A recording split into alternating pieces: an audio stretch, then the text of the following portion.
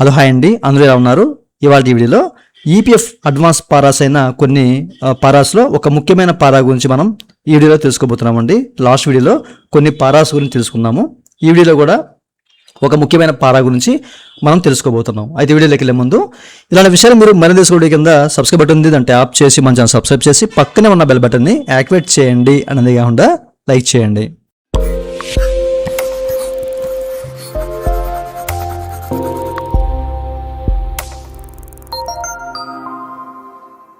ఇక టాపిక్లోకి వెళ్తే కనుక సాధారణంగా చాలామంది ఫామ్ 31 ద్వారా అడ్వాన్స్ అనమాట, అది ఉద్యోగం చేస్తుండగా కానివ్వండి, ఉద్యోగం వదిలేసిన తర్వాత కానివ్వండి, అడ్వాన్స్ ద్వారా కొన్ని పారాస్ని సెలెక్ట్ చేసుకొని వాళ్ళు అమౌంట్ అనేది తీసుకుంటూ ఉంటారన్నమాట.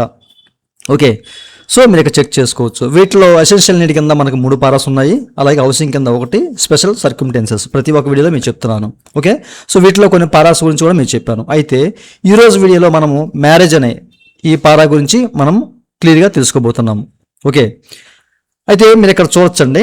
Okay, so for life's needs, so ఎవరైతే మ్యారేజ్ చేసుకుంటారో ఒక ఈపీఎఫ్ ఖాతాదారుడు లేదా ఆ ఖాతాదారుని యొక్క కుటుంబంలో ఎవరైనా, అంటే వాళ్ళ పిల్లలు కానివ్వండి, సో ఖాతాదారుడు కానివ్వండి, సో వారి యొక్క మ్యారేజ్ నీడ్స్ కోసం, ఓకేనా, సో వివాహం కోసం అని చెప్పేసి అడ్వాన్స్ తీసుకోవచ్చు పార్షియల్ విత్డ్రా ఫామ్ 31 ద్వారా.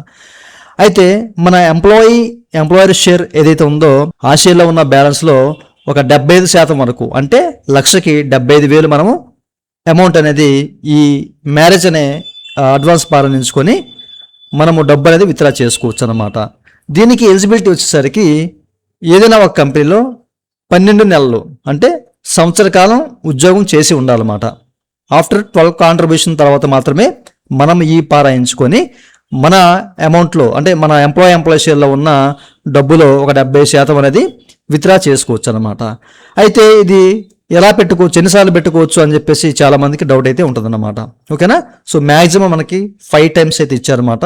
సో మీరు ఈపీఎఫ్ మెంబర్గా కొనసాగినంత కాలం, ఓకేనా, కొనసాగినంత కాలంలో ఒక 5 సార్లు మాత్రమే మీరు ఈ పారా సెలెక్ట్ చేసుకొని మీరు అడ్వాన్స్ తీసుకోవడానికి అవకాశం అయితే ఉంటుంది. మీకు ఈ విషయాలు క్లియర్గా అర్థమయ్యాయి అనుకుంటున్నాను. ఓకేనా, సో ఈ పారా ద్వారా మనము మన ఈ యొక్క ఈపీఎఫ్ మెంబర్షిప్ కాలంలో ఒక 5 సార్లు మాత్రమే, అంటే లైఫ్లో ఒక 5 సార్లు మాత్రమే తీసుకుంటానికి అవకాశం ఉంటుంది.